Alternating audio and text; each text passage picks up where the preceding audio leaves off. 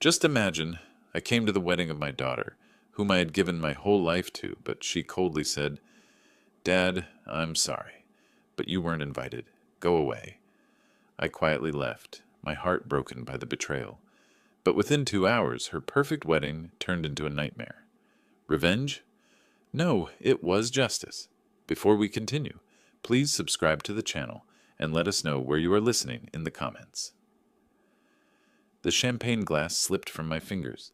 Crystal shards scattered across marble floors like fallen stars, each piece reflecting the horror on my daughter's face. "Dad, what are you doing here?" Emily's voice cut through the elegant chatter of wedding guests. Her wedding dress, the one I'd spent $12,000 on, rustled as she stepped back. "You weren't supposed to come." I stood frozen in the grand ballroom entrance, still holding the gift box I'd wrapped myself. White roses imported from Ecuador filled every corner, their fragrance mixing with expensive perfume and judgment. The chandelier above cast rainbow patterns on walls that had cost me 3 months of profit to rent. "Sweetheart, it's your wedding day." My voice sounded smaller than I intended. "I wanted to congratulate you both." Michael appeared beside her, his tuxedo perfectly tailored, his smile sharp as winter. "Mr. Clark, I think there's been a misunderstanding." "What misunderstanding?" I looked between them, searching Emily's face for the little girl who used to beg me to push her higher on the swing set. Emily glanced at the guests watching us. Women in designer gowns whispered behind crystal champagne flutes. Men in $1,000 suits pretended not to stare while clearly listening to every word. This is a private family celebration," she said, her voice tight with embarrassment. "Immediate family only." The words hit like ice water. 28 years of bedtime stories, school plays, and dance recitals collapsed into that single sentence. 28 years of choosing her college fund over my own retirement, her happiness over my comfort. "I paid for this wedding, Emily." The words came out steady, factual. "Every flower, every plate. The dress you're wearing." Michael's jaw tightened. "Money doesn't buy class, sir." "Michael's right," Emily whispered, not meeting my eyes. "This isn't about money. It's about fitting in. You don't understand the kind of people who are here."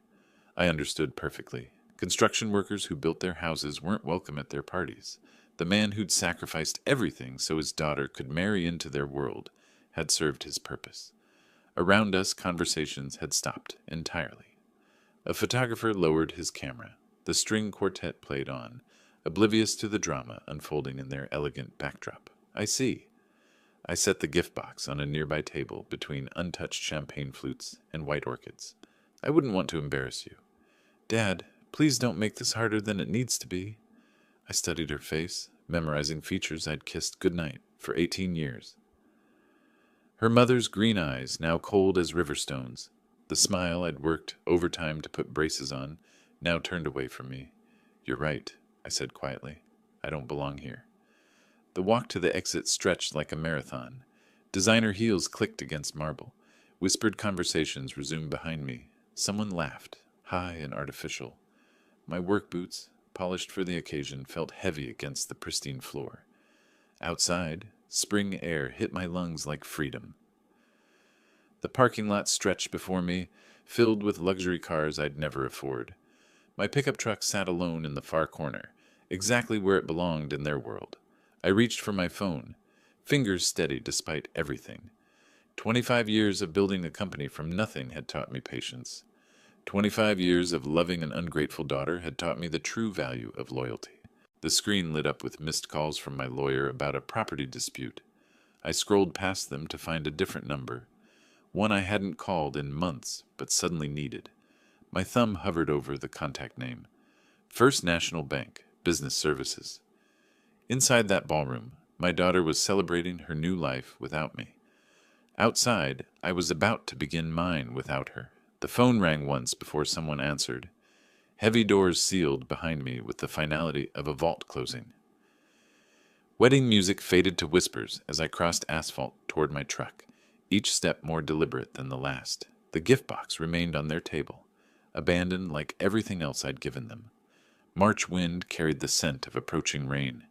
Darker clouds gathered above the venue's Gothic spires, casting shadows across luxury vehicles that cost more than most people's houses.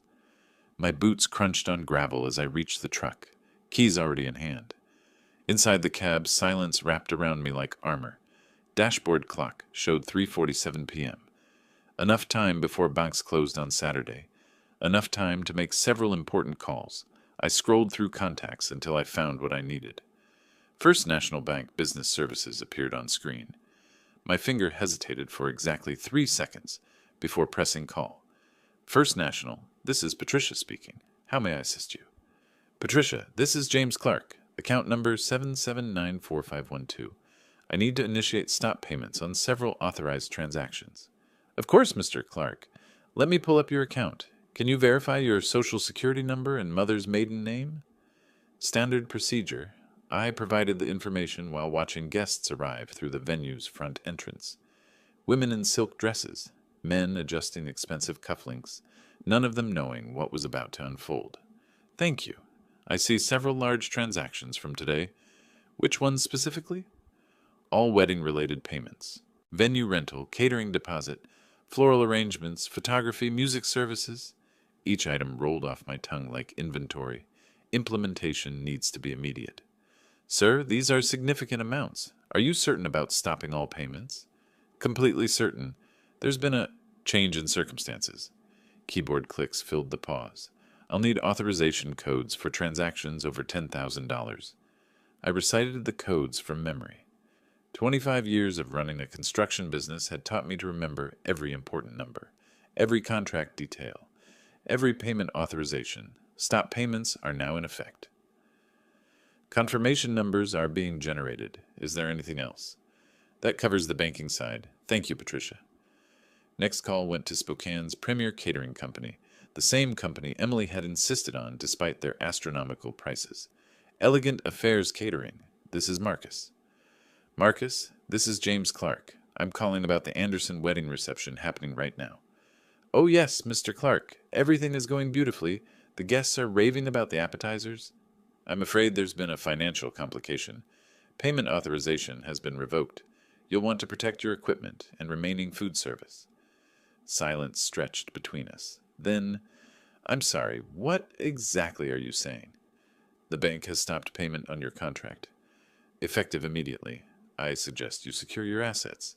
But we're in the middle of service. The main course hasn't even been served. That's unfortunate timing. My voice remained steady, professional. You might want to speak with the wedding party about alternative payment arrangements. Marcus disconnected without another word. Smart man, the florist answered on the second ring.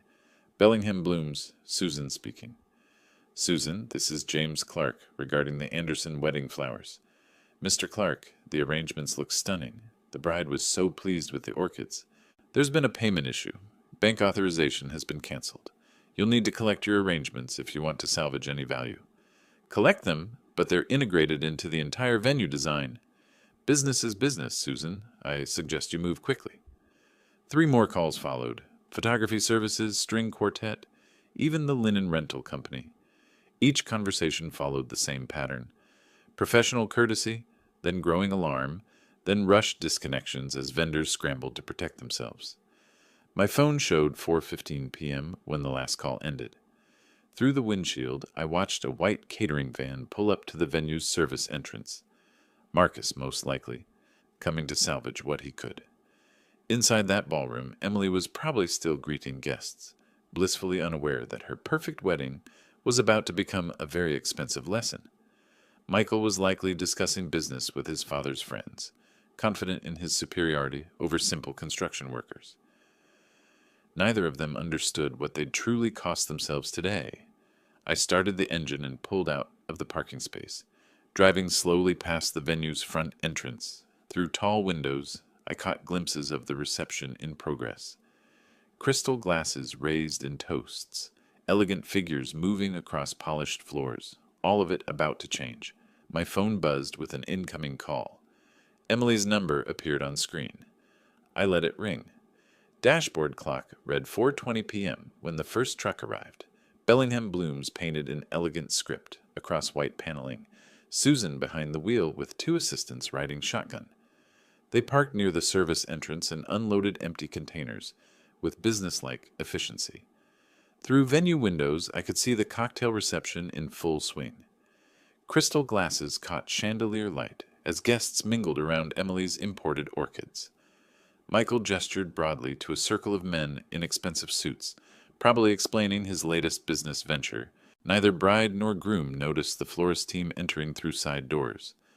Emily stood near the main entrance, radiant in $12,000 of silk and pearls, accepting congratulations from a steady stream of relatives. Her laugh carried across the ballroom, bright and carefree. The sound would change soon enough.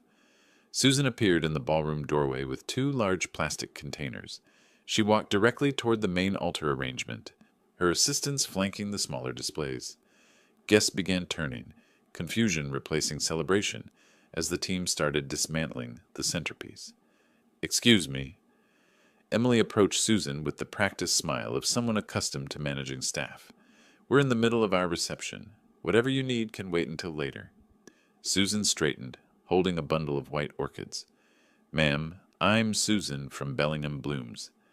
Payment authorization for these arrangements was canceled 40 minutes ago. I need to recover our property." Emily's smile flickered but held. "That's impossible. Everything was paid for weeks ago. The account holder, James Clark, contacted us directly. All payments have been stopped." Susan continued removing flowers with professional detachment. "I have written authorization to collect our arrangements." Color drained from Emily's face. Around them, guests had stopped talking entirely. Michael crossed the room in quick strides, his expression shifting from confusion to anger. "What exactly is happening here?" His voice carried the authority of someone unaccustomed to being questioned. "Payment issues, sir. We're collecting unpaid merchandise." Susan's assistant began wrapping the altar arrangement in protective plastic. "This is completely unacceptable." Michael's face flushed red. "Get your manager on the phone immediately." "I am the manager, and our contract clearly states that canceled payments void our service obligations." Susan nodded toward her assistants, who began collecting table centerpieces while guests watched in stunned silence. Elegant Affairs catering van pulled up outside as Susan's team continued their systematic removal. Marcus emerged with 3 staff members, their faces grim with purpose. They entered through the main doors this time, making no attempt at discretion. Emily watched the orchids disappear into containers, her perfect composure cracking like fine china. "There has to be some mistake. My father wouldn't... He couldn't... Ma'am, we need to cease food service immediately." Marcus approached with clipboard in hand. "Payment authorization was revoked at 4:15. We're contractually obligated to protect our equipment and remaining inventory." Michael stepped between Marcus and Emily, his voice rising. "This is my wedding reception. You can't just stop service in the middle of an event." "Sir, we can and we must. When payment authorization gets canceled, standard procedure requires immediate asset protection." Marcus signaled his team, who began covering serving stations with white cloths. Guests shuffled nervously, champagne glasses untouched in their hands. Conversations had devolved into worried whispers. Someone's phone rang, sharp and intrusive in the tense atmosphere. The string quartet stopped playing when their equipment coordinator arrived. Microphones went silent. Speakers powered down. Even the ambient lighting shifted as the sound technician disconnected his mixing board. Emily stood frozen in the center of her collapsing reception, wedding dress pristine amid the chaos of disappearing services. This can't be happening. Not today. Not like this. "Emily, what kind of arrangement did your family make?" Michael's voice carried new suspicion, his anger redirecting from vendors toward his bride. "I don't know. Everything was supposed to be handled." Her voice cracked with the first hint of genuine panic. The venue coordinator appeared, phone pressed against her ear, speaking in urgent whispers. She approached Emily with obvious reluctance. "Mrs. Anderson, I've just spoken with our accounting department. All payments for today's event originated from a single account belonging to James Clark. That account holder has revoked authorization for every transaction." Emily's composure shattered completely. The little girl who'd been dismissed from her own celebration was finally understanding the scope of her father's generosity and the consequences of her cruelty. She pulled out her phone with trembling fingers, scrolling to a familiar contact. Outside in the parking lot, my phone began to ring. My phone buzzed against the dashboard, Emily's name lighting up the screen. Through the windshield, I could see her silhouette in the venue doorway, phone pressed to her ear with desperate urgency. I didn't answer. Not yet. 25 years of loving that woman had led to this moment. 25 years of believing that sacrifice would build character instead of destroying it. She was 3 when her mother died. Cancer took Sarah in 6 brutal months, leaving me with a toddler who asked for mommy every morning and every night. I could have remarried quickly, found someone to help raise her. Instead, I chose to be everything Emily needed myself. Daddy, will you read me another story? She'd asked at age 5, curled against my chest in her pink pajamas. I'd already read 3 books, had an early morning meeting with potential investors. But her green eyes, Sarah's eyes, held such trust. Of course, sweetheart, Daddy always has time for you. That became my motto. James Clark always had time for Emily, and money, and whatever she needed to be happy. Private school tuition consumed half my quarterly profits when she turned 8. The best education money can buy, I told myself, writing checks that meant fewer business expansions, smaller personal budgets. Emily hugged me when I told her about Riverside Academy. Thank you, Daddy. I'll study really hard and make you proud. She did study hard, straight A's through elementary school. School plays where I sat in the front row, my construction calloused hands applauding louder than any other parent. Emily would find me afterward, beaming with accomplishment. Did you see me remember all my lines, Daddy? I was thinking about you the whole time. High school changed things. Riverside Academy meant wealthy classmates with trust funds and summer homes. Emily started noticing differences. Her sweet 16 party cost more than some people's cars. A BMW in the driveway, professional catering, designer decorations. Everyone else got BMWs, Dad. This Honda is kind of embarrassing. That was 2015, the first time money became expected, rather than appreciated. I should have recognized the warning sign. College expenses nearly bankrupted the business expansion I'd been planning. Northwestern University, Emily's dream school, required sacrifice that went beyond tuition.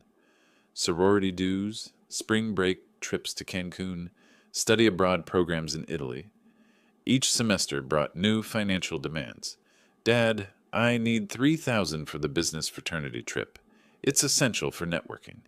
Phone calls became transaction requests. Visits home decreased to holidays only. When Emily did call, conversation lasted exactly long enough to explain why she needed money and how quickly she needed it transferred. Graduate school brought Michael into her life, old money, family connections, everything I couldn't provide despite decades of hard work. Emily started making comments about my appearance at family gatherings. Could you maybe wear something other than those work boots when you visit? Michael's friends will be there. The woman who once thanked me for bedtime stories was now embarrassed by the man who'd provided everything she'd ever wanted. Success in construction meant nothing to her new social circle. Building the company that funded her lifestyle made me unsuitable for her lifestyle. Last Christmas, she'd introduced me to Michael's parents as Emily's father, who owns a small business. Small business.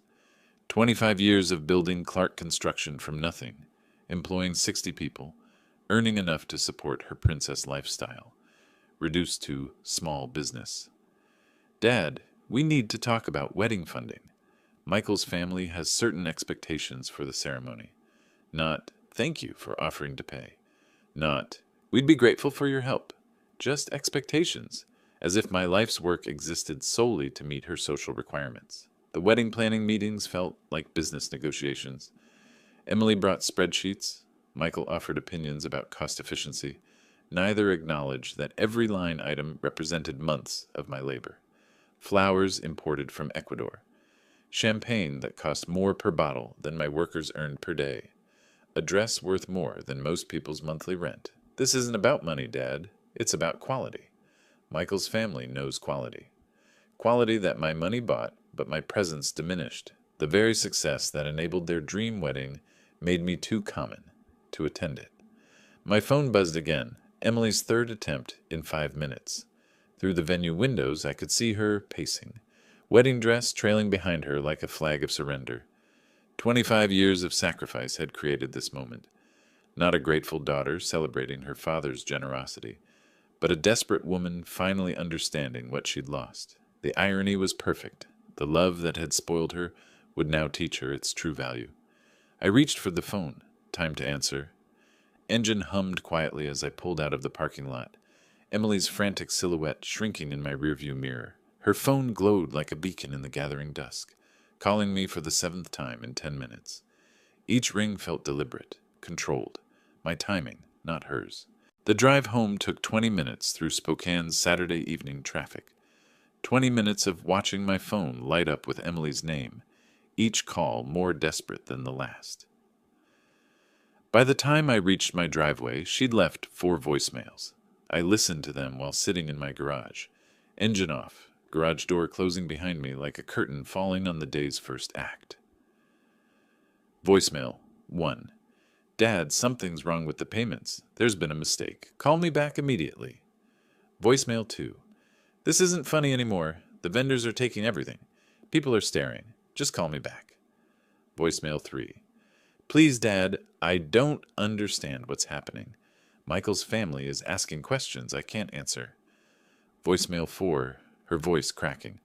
I need you. Please pick up. Please. The phone rang again as I finished the 4th message. Emily's name appeared on the screen, accompanied by a photo from her college graduation, the last time she'd hugged me without needing money first. I answered on the 5th ring. Hello, Emily. Dad, finally. What have you done? How could you destroy my wedding?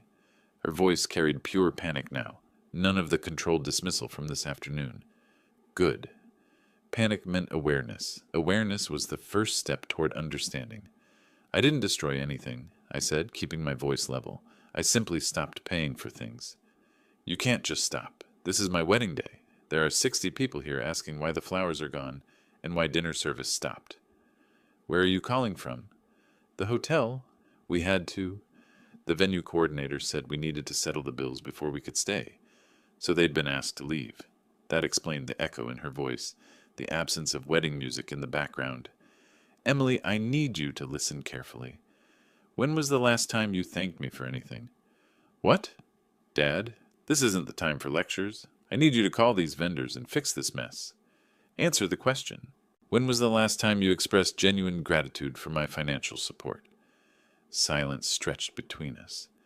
In the background, I could hear Michael's voice, sharp with frustration. I don't remember specific instances, but I've always been grateful. You know that. Actually, I don't know that. What I know is that 3 hours ago you told me I didn't belong at your wedding. A wedding I paid for entirely. I didn't mean it like that. I was stressed. Wedding day nerves. Her voice shifted, taking on the wheedling tone she'd perfected in college when requesting money for spring break trips. Dad, please. I'll make this up to you. We can talk about everything later, but right now I need you to authorize the payments so we can save what's left of the reception. What's left? The cake is still here. Some guests are still here. The photographer is waiting to see if we can work something out. And what exactly do you plan to use for payment? Another pause. Longer this time. I thought you would handle it. You always handle it. I always have. That's true. Do you know how much I've spent on you over the past 25 years? Dad, please don't make me guess numbers right now. I'm in crisis mode. Take a guess. Rough estimate. I don't know. Maybe 50,000? I almost laughed. 50,000 wouldn't have covered her sophomore year at Northwestern. Emily, I've spent over $300,000 on your education, housing, transportation, and lifestyle since your mother died. That doesn't include what I spent today. The line went quiet, except for the sound of her breathing. 300, that can't be right. It's conservative. I have documentation for every expenditure. Why are you telling me this now? Because you've never asked. In 25 years, you've never once inquired about the cost of your lifestyle or expressed concern about the burden it placed on me. Burden? I'm your daughter. Yes, you are. And I loved you enough to sacrifice everything for your happiness. The question is, what have you sacrificed for mine? Michael's voice grew louder in the background. She covered the phone for a moment, their muffled argument barely audible. Dad, Michael's family is really upset. They're asking questions about our finances. They want to know how we're going to pay for this. That's between you and your husband. But I don't have that kind of money. You know I don't. Then perhaps it's time you learned to earn it. The silence that followed lasted nearly 30 seconds. What do you want from me? I want you to understand what you threw away this afternoon when you dismissed the man who made your entire lifestyle possible. I understand now. I was wrong. Can we fix this? We'll see. I'm reviewing our entire financial relationship. There will be documentation. We'll discuss this properly. When? When I'm ready. I ended the call and turned off my phone. Through my kitchen window, I could see the lights of Spokane beginning to twinkle in the distance. Emily was somewhere out there, facing her first night of financial independence. The education was just beginning. Warm light from my desk lamp cast familiar shadows across 25 years of meticulous record-keeping. Filing cabinets lined one wall of my home office like sentinels guarding secrets Emily had never bothered to ask about.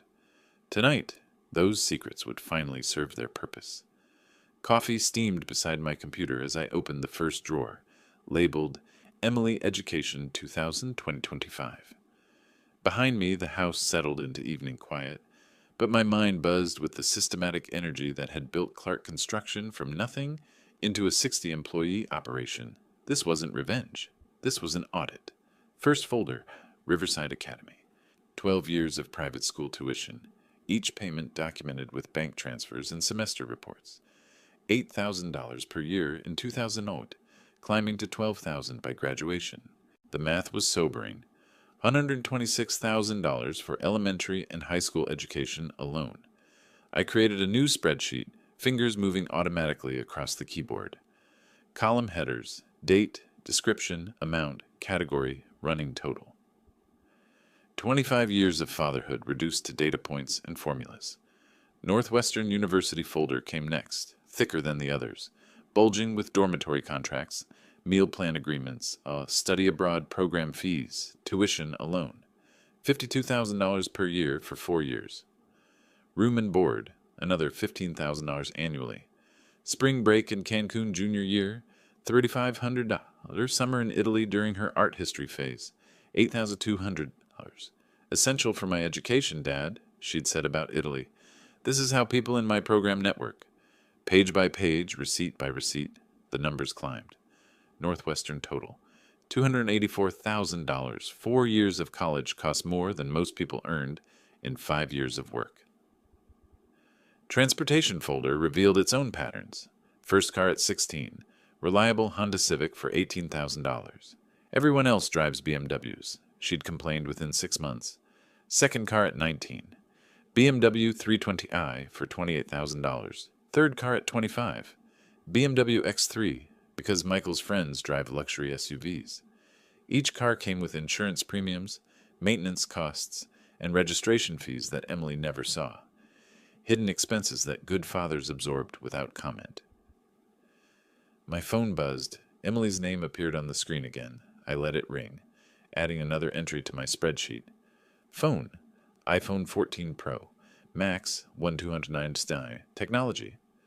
Living expenses folder contained the darkest surprises. Post-graduation apartment in Lincoln Park, $2,800 monthly rent for 3 years. Credit card payments when her spending exceeded the generous allowance I provided, averaging $1,200 monthly for 2 years. Designer clothing purchases, spa treatments, vacation trips with friends whose parents funded similar lifestyles. The totals grew like compound interest. Education, $410,000. Transportation, $75,000. Housing support, $125,000.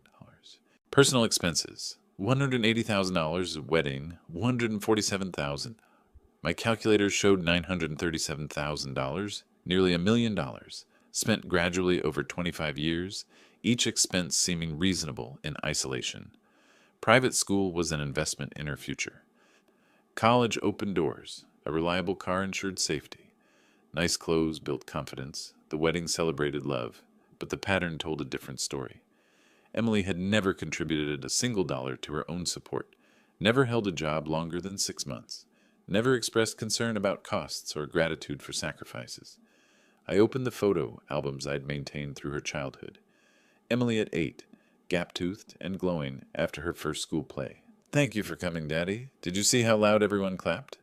Emily at 12, triumphant after winning the spelling bee. I thought about you when I was nervous, and it helped me remember the words. When had she stopped seeing me as a person worth thanking? When had I become merely a source of funding for her ambitions? My phone rang again. Emily's 14th call since our conversation ended. This time she'd left a voicemail. Dad, please answer. I've been thinking about what you said. I know I haven't been grateful enough. I know I've taken you for granted. Michael's family is threatening to leave if we can't explain the financial situation. I need to know what you want from me. What I wanted was 25 years of appreciation that would never come.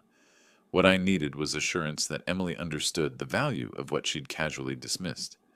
I printed the spreadsheet summary and organized the supporting documents into manila folders: education, transportation, housing, personal expenses, wedding costs.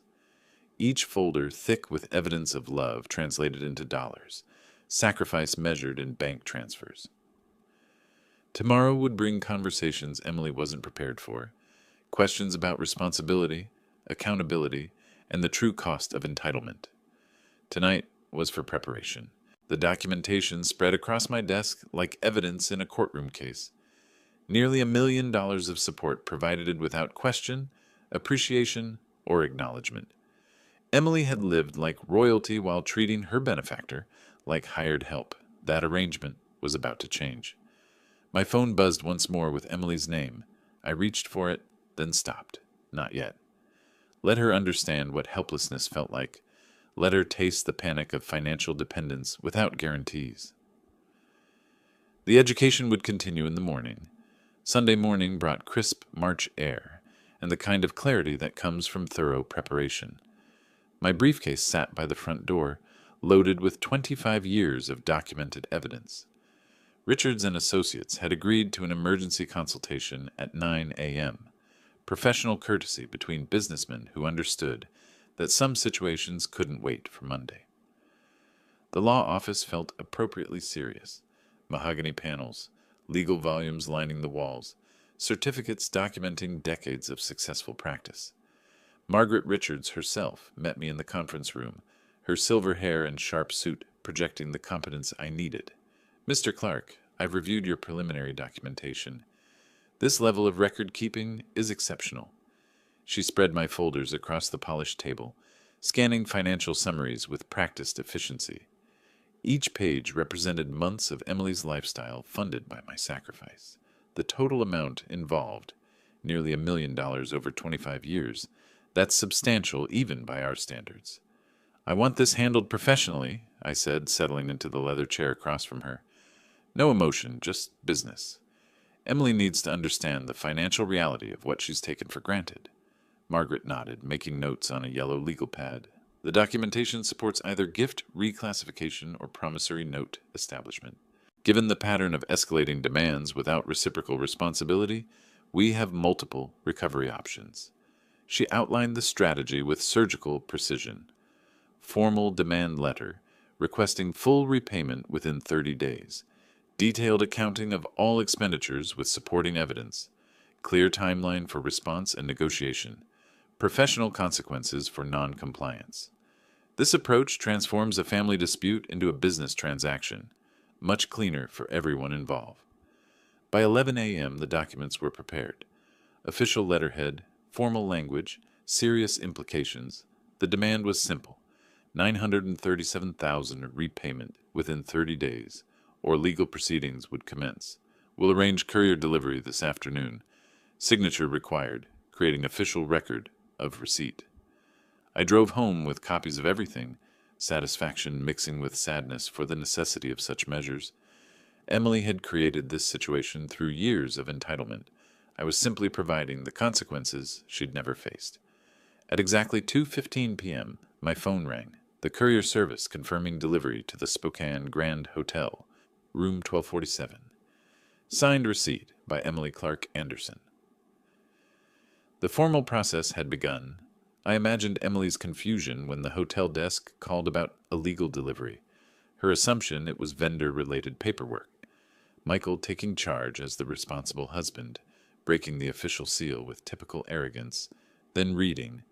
Comprehension dawning slowly. The phone started ringing at 2:47 p.m. Emily's name flashing repeatedly on my screen. I let each call go to voicemail, each message more desperate than the last.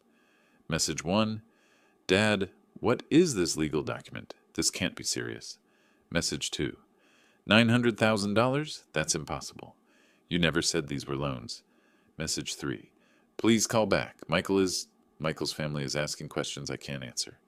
Message 4, her voice breaking. I don't understand how everything went so wrong so fast. At the Grand Hotel, Emily and Michael were discovering what accountability looked like when backed by legal authority. 25 years of gifts had been reclassified as recoverable debt. Their financial dependency was now documented, quantified, and subject to collection procedures. The wedding disaster had been the opening act. This was the main performance. Margaret had explained the process clearly. Civil debt recovery follows standard procedures. They'll need legal representation to respond properly. That costs money they don't have for a debt they can't pay. Emily's frantic calls continued through the afternoon. 15 missed calls, 8 voicemails, each one revealing deeper understanding of her helplessness. The woman who dismissed me from her wedding was beginning to comprehend what she'd actually dismissed. The irony was perfect. Emily had spent 25 years taking my financial support for granted. Now she faced 30 days to repay it all, with professional consequences for failure. My phone buzzed again. Emily's 16th call. This time, I decided to answer. Dad, please, we need to talk about this reasonably. Emily's voice cracked through the phone speaker, exhaustion replacing the panic from yesterday. This legal document, it can't be real. I settled into my kitchen chair, coffee steaming beside me. Through the window, Spokane's Sunday afternoon looked peaceful. Families walking dogs, children riding bicycles. Normal people living normal lives. The document is completely real, Emily, as are the 30 days you have to respond. But 900,000? That's impossible. You never said any of it was a loan. I never said it was a gift either. You simply assumed. In the background, I could hear Michael's voice, sharp with frustration, paper rustling, the sound of someone pacing. Emily, I need to understand something, I said, keeping my voice level. Who exactly do you plan to contact for help with this situation? Silence stretched between us. Then, family, friends, people who care about me. I see. Well, you have 29 days remaining. I suggest you start making those calls. I ended the conversation and turned my phone to silent. Let Emily discover what I already knew, that nearly $1 million in debt would reveal exactly who was willing to help and who would politely decline. The phone lit up repeatedly throughout the afternoon, Emily's name appearing and disappearing on the screen like a distress signal. I let each call go unanswered, each voicemail unheard. By evening, the calls had stopped. Monday morning brought a different kind of silence. No frantic messages from Emily, no desperate voicemails, just quiet. I drove to the construction site where we were breaking ground on a new office complex. Physical work had always helped me think clearly. The sound of machinery, the smell of fresh earth, the satisfaction of building something solid and permanent. My foreman, Dave, approached around 10 a.m. Boss, you seem different today. Everything okay? Family situation, I said, watching the excavator clear foundation space. Sometimes you have to make hard decisions for people's own good. Kids? Something like that? My phone buzzed. Text message from Emily. Dad, I've been trying to reach family and friends. Everyone is shocked by the amount. Please call me. I deleted the message without responding. Another text arrived an hour later. Aunt Margaret says she can't get involved. She thinks I should learn responsibility. What does that even mean? Then another. Sarah won't take my calls anymore. Lisa is asking questions about why I never worked. People are treating me like I did something wrong.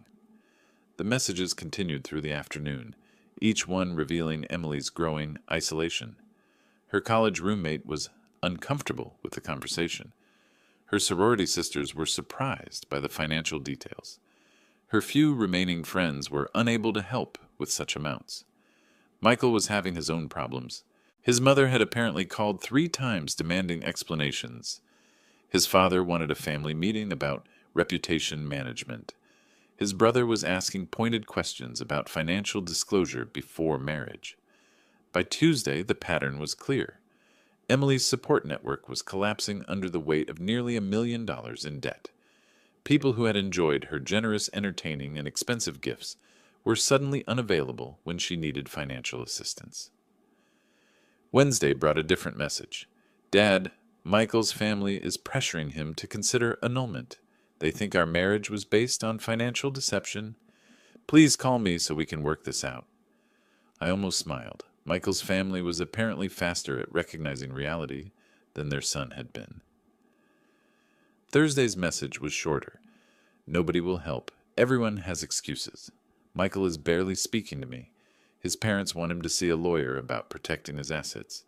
I don't understand how everything changed so fast. 25 days remaining. Emily was learning what financial independence actually meant when you'd never developed the skills to achieve it. The education was proceeding exactly as planned. Friday morning's silence felt different. No text messages from Emily, no desperate voicemails, just an unusual quiet that made me check my phone twice to ensure it was working properly. The attack began. Monday. My assistant Rachel knocked on my office door around 9 a.m., holding a printed email with obvious concern written across her face. Mr. Clark, I received this inquiry from Spokane Business Journal. They're asking about family troubles affecting your business operations. I read the email twice. Professional language masking pointed questions about my stability and treatment of family members. Someone had been making calls. Any idea how they heard about this? There's also this? Rachel handed me her tablet, showing a Facebook post with over 200 shares. Emily's wedding photo, beautiful and radiant, followed by emotional text describing a heartless father who had destroyed her special day and was now demanding impossible financial payments as punishment. The post painted me as an unstable man, taking revenge on his daughter for perceived slights. Hundreds of comments expressed shock and sympathy. Several tagged local business owners I'd worked with for decades. My phone rang. Bob Martinez from Martinez Concrete, a 20-year business partner. James, I'm seeing some concerning things online. People are saying you're having issues with your daughter's wedding expenses? Bob, there's documentation that tells a very different story. I hope so, because some folks are asking questions about your contracts with the city. You know how politics work around here. 3 more calls followed within an hour, all expressing concern, all asking careful questions about my mental state and business decisions. Emily and Michael had been busy. I found Michael's strategy easily enough. His family name opened doors in Spokane's social circles. Anderson family connections reached country clubs, charity boards, and professional organizations where reputation mattered. They were using those connections to spread Emily's narrative of victimhood. The local Facebook groups buzzed with secondhand versions of the story. Construction company owner demands $450,000 from daughter after ruining her wedding. Spokane businessman sued own child for wedding expenses. Each retelling grew more dramatic, more damaging. By noon, I'd received 7 business-related calls expressing concern. The Spokane Rotary Club president wondered about my state of mind regarding upcoming community projects. 3 separate contractors mentioned hearing things that might affect our working relationships. Emily and Michael had chosen their battlefield carefully. In a city like Spokane, reputation was currency. Destroy someone's standing in the business community, and you destroyed their livelihood. They'd miscalculated one crucial factor. I drove home and pulled out the documentation Margaret Richards had helped me organize. 25 years of financial records, categorized and summarized. Every check, every payment, every expense Emily had never asked about or appreciated. Then I made my own calls. Margaret, I need to schedule a press conference for tomorrow morning. We're going public with the complete financial documentation. Are you certain? Once this information is public, there's no taking it back. Emily and Michael have made it public already. Now it's time for the truth. The next 6 hours were methodical preparation. I contacted the Spokane Business Journal directly, offering complete financial transparency. I called the 3 reporters Emily's campaign had reached, promising documented evidence that would tell the real story. Most importantly, I contacted 25 years' worth of business partners, community leaders, and professional associates. People who'd watched me build Clark Construction from nothing. People who'd seen my dedication to both business and family over decades. Dave, I'm calling everyone on our contractor list. There's going to be a story tomorrow that sets the record straight about Emily's situation. By evening, I had confirmation Spokane Business Journal would run a feature story. Local news stations agreed to cover the press conference. The documentation was copied and ready for distribution. Emily's attack had lasted 3 days. My response would last one morning. The truth, properly documented and professionally presented, would speak louder than social media manipulation and emotional appeals. 24 days remaining on the legal deadline. By tomorrow afternoon, Emily would understand that destroying reputations was a game best played by people with actual substance to defend. Tuesday morning arrived with the precision of a construction schedule. At exactly 9 a.m., I published 25 years of financial documentation across every platform Emily and Michael had contaminated with their lies. The presentation was methodical, professional, undeniable. Bank statements showing $937,000 in payments over 25 years. Categorized spreadsheets breaking down education costs, transportation expenses, housing support, and lifestyle funding. Photographs of Emily at every stage of her pampered life, each image matched to corresponding financial support. Complete transparency. 25 years of parental support documented, read the headline I'd chosen. Below it, a comprehensive timeline showing Emily's progression from grateful child to entitled adult, with every dollar spent documented and verified. The response was immediate. Within an hour, my phone started ringing with different voices. Not concerned this time. Support. James, I had no idea about the scope of support you provided, said Tom Bradley from Bradley Electrical. My kids are in college, and I'm spending maybe $15,000 a year total. You spent that much every semester. Bob Martinez called back. I owe you an apology. After seeing those bank records, I understand exactly what you're dealing with. That level of entitlement would break any parent. The social media momentum shifted like an avalanche in reverse. Comments that had supported Emily's victim narrative suddenly looked naive against the backdrop of financial reality. Screenshots of bank statements showing $52,000 annual college tuition payments. Receipts for 3 different luxury cars. 28 years of housing, clothing, and lifestyle expenses that most families would consider impossible to afford. Margaret Richards called at 11 a.m. James, the response has been extraordinary. The Spokane Business Journal wants to run a feature story about financial responsibility and entitlement.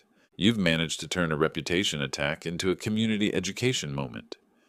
By noon, Emily's original Facebook post looked pathetic against the mountain of evidence I'd provided. People were sharing my documentation with comments like, "This is what real parental sacrifice looks like," and "No wonder he's seeking repayment. This level of support is a full-time job." The Spokane construction community rallied completely. Contractors who'd questioned my stability were now sharing stories about my work ethic and integrity. The Rotary Club president issued a public statement supporting my position. Even the mayor's office released a comment about the importance of financial responsibility in family relationships. Dave texted me from the construction site, "Boss, the crew is talking about your situation. Everyone's behind you. Nobody can believe what Emily put you through." Local news stations picked up the story as a human interest piece about parental sacrifice and accountability. The documented evidence made their job easy. They simply had to present the facts and let viewers draw their own conclusions. Emily's attack had backfired spectacularly. Her portrayal of victimhood couldn't survive contact with 25 years of documented financial reality. The community that had briefly questioned my stability was now questioning hers.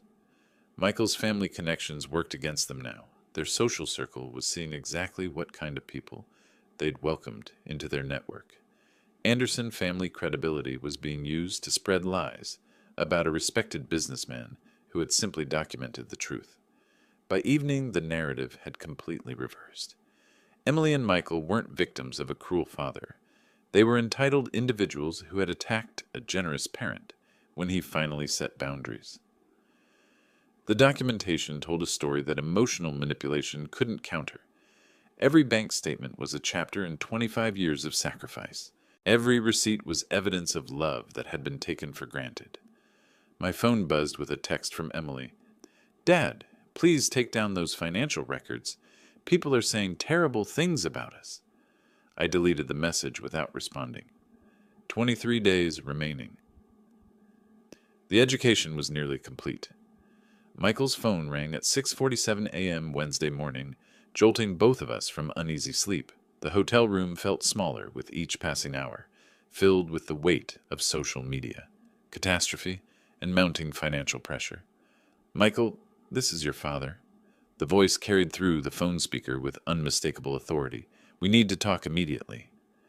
Emily watched Michael's face drain color as he listened to demands she couldn't quite hear. His responses were clipped, defensive. "Yes, I understand the implications. No, I didn't know about the extent of documentation. The situation is more complicated than we anticipated." The conversation lasted 12 minutes. When Michael hung up, he stared at the phone for a long moment before speaking. "My family wants me home. Today." "Home? Michael, this is temporary. My father will calm down once—" "Emily, stop!" His voice carried a finality she'd never heard before. "My father received calls yesterday from 3 different business partners, asking about our family troubles. The country club is buzzing with gossip about the Anderson family's association with financial fraud." "Financial fraud? That's ridiculous. This is a family dispute that got out of hand." Michael began pulling clothes from drawers, shoving them into his suitcase with sharp, angry movements. "Your father published bank records showing nearly $1 million in support you never acknowledged. To my family's social circle, that looks like deception at best, manipulation at worst." Emily felt panic rising in her chest like ice water. "You're leaving? We just got married 6 days ago." 6 days that have destroyed my professional reputation and my family's standing in the community. Michael's packing grew more aggressive. "I have a trust fund, Emily. Business prospects? A future that depends on maintaining certain relationships. What about our relationship? What about our marriage vows?" Michael stopped packing and looked at her directly for the first time since the phone call. "What marriage? You brought me into a financial disaster without warning.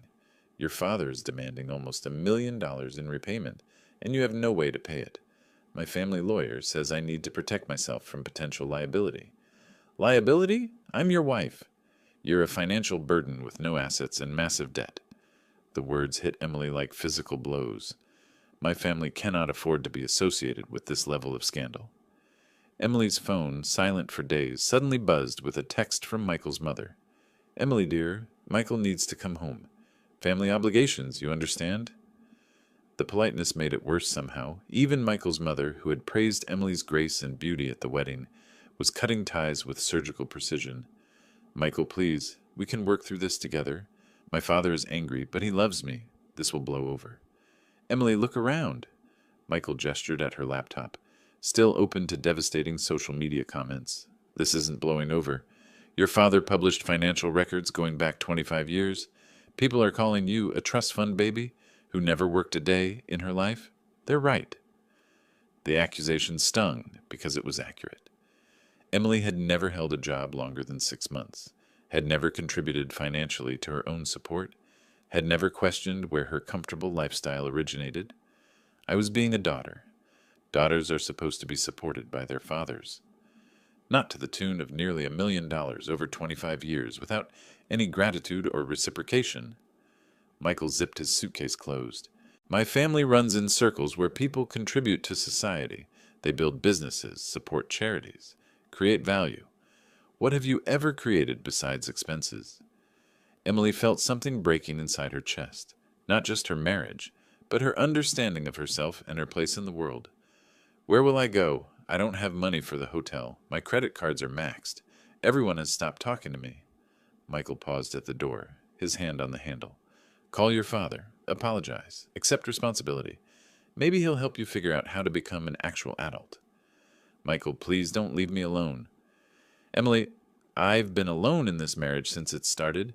You never contributed anything except expectations and expenses." His voice softened slightly. Maybe losing everything will teach you something your father's money never could. The door closed behind him with devastating finality. Emily stared at the hotel room that suddenly felt vast and empty.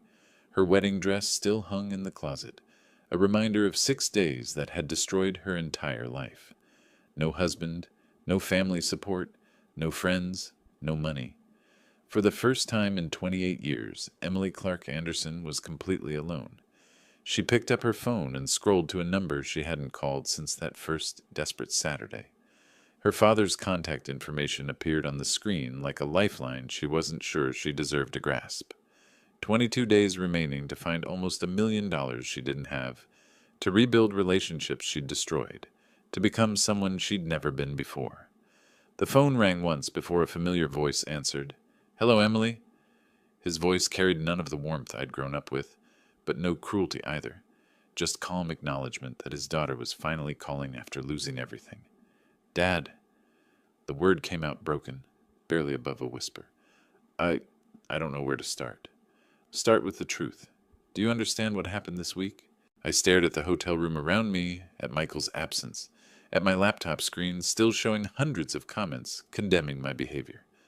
The weight of 28 years of thoughtless entitlement crashed down like a collapsed building. I lost everything. My husband left me this morning. His family cut me off completely. I don't have money for tonight's hotel bill. My voice cracked. Everyone hates me. Do you understand why? The question hung in the air like a challenge. For 28 years, I'd blamed others for my problems, made excuses, found someone else responsible for every consequence. Not this time, because I treated you like a bank account instead of a person, because I never appreciated what you sacrificed for me, because I was selfish and entitled and cruel. Silence stretched between us. I could hear him breathing, considering my words. Go on. I saw the financial records you published. $900,000 over 25 years. I never asked where the money came from. Never thanked you properly. Never thought about what you were giving up to provide for me. Tears came freely now, the first genuine tears I'd cried since this began. I dismissed you from my own wedding, a wedding you paid for entirely. What else? I tried to destroy your reputation when you stood up to me. I lied about you on social media. I got Michael's family to spread rumors about your character. The admissions felt like removing poison from an infected wound. I became everything wrong with spoiled children who never grow up. Emily, his voice softened slightly. Do you remember when you were 8, after your mother died? You hugged me every night and told me I was the best daddy in the world. I remember. I wanted to give you everything because I loved you. But somewhere along the way, giving you everything became the reason you stopped loving me back. I never stopped loving you, Dad. I stopped showing it. I stopped being grateful. I stopped being a daughter and became a consumer. What do you want from me now? The question terrified me because I understood it wasn't just about immediate help. It was about what kind of relationship we could have going forward. I want to earn your respect. I want to become the daughter you deserve to have. I want to learn how to be an adult who contributes instead of just taking. I wiped my eyes with the back of my hand. But first, I need help surviving long enough to prove I can change. What kind of help? I need enough money to stay in the hotel for 1 more week while I find a job. Any job. I need a chance to prove I can support myself. Emily, if I help you this time, there will be conditions. Anything. You'll find employment within 2 weeks. I don't care if it's cleaning offices or waiting tables. Pride is a luxury you can no longer afford. I understand. No financial requests for 6 months.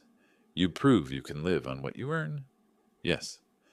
We'll talk once a week, but our conversations will be between 2 adults, not between a parent and dependent child. I want that. I want to earn the right to be your daughter again. Emily, I'm going to transfer $1,000 to your account. That covers this hotel for 1 week and basic groceries. After that, you're on your own. Dad, thank you. I know I don't deserve... You're right. You don't deserve it, but everyone deserves 1 chance to grow up, even at 28. His voice carried both sternness and hope. Emily, I've always loved you. Now I want to see if I can respect you too. I won't let you down. Not again. We'll see. Love you, sweetheart. The call ended, but for the first time in a week, I felt something other than despair. Not relief exactly, but possibility, the chance to become someone worth respecting. 21 days to prove I could change, a lifetime to earn back what I'd thrown away. I opened my laptop and started searching for jobs in Spokane. Every entry-level position looked intimidating to someone who'd never really worked, but intimidating was better than impossible. For the first time in my life, I was going to earn something myself. The education was finally beginning. If you liked this story, please like this video, subscribe to the channel, and share your impressions of this story in the comments. To listen to the next story, click on the box on the left. Thank you for watching.